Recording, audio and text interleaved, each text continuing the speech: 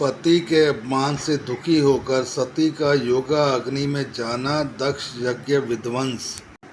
शिव अपमानु जाय सही हृदय न होय प्रबोध। सकल सबई हट हट की तब बोले वचन क्रोध। परंतु उसने शिवजी का अपमान सहा नहीं गया।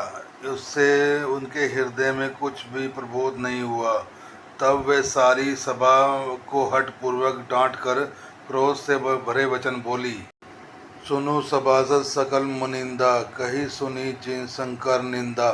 सो फल तुरंत लहब सब काहू, भली भांति पछताप पिताहू।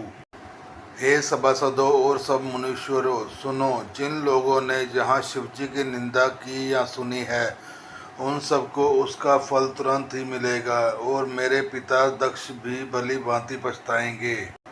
संत शंभु श्रीपति अपवादा, सुनी जहाँ तह असी मर्यादा।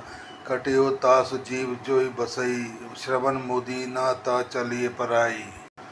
जहाँ संत शिवजी और लक्ष्मीपति श्री विष्णु भगवान जी से निंदा सुनी जाए, वहाँ ऐसी मर्यादा है कि यदि अपना वश चले तो उस निंदा करने वाले की जीभ काट ले और नहीं तो कान मूंदकर वहाँ से भाग जाए।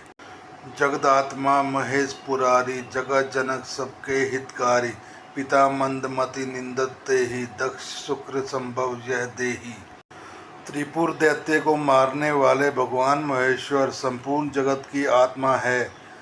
वे जगत पिता और सबका हित करने वाले हैं। मेरा मंदबुद्धि पिता उसकी निंदा करता है और मेरा यह शरीर दक्ष ही के वीर्य से उत्पन्न हुआ है।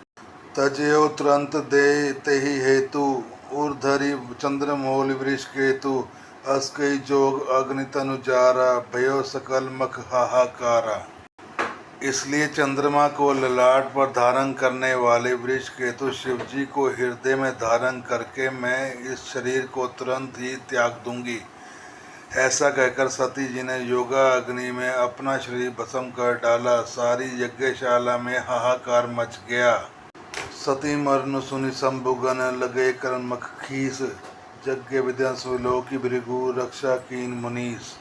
सती का मरण सुनकर शिवजी गण यह यज्ञ विध्वंस करने लगे। यज्ञ विध्वंस होते देखकर मुनीश्वर भृगु जी ने उसकी रक्षा की। समाचार सब शंकर पाए, वीरभद्र करि कोप पठाए। यज्ञ विध्वंस जाय तिनकीना, सकल सुरा विधिवत फल दीना। ये सब समाचार शिवजी को मिले तब उन्होंने क्रोध करके वीरभद्र को भेजा। उन्होंने वहां जाकर यज्ञ विध्वंस कर डाला और सब देवताओं को यथोचित फल दंड दिया। वे जग विदित दक्ष गति सोई, जसि कछु शंभु विमुख के होई। यह इतिहास सगल जग जानी, ताते मैं संक्षेप बखानी। दक्ष की जगत प्रसिद्ध वही गति हुई जो शिवद्रोही की हुआ करती है। यह इतिहास सारा संसार जानता है, इसलिए मैंने संक्षेप में वर्णन किया।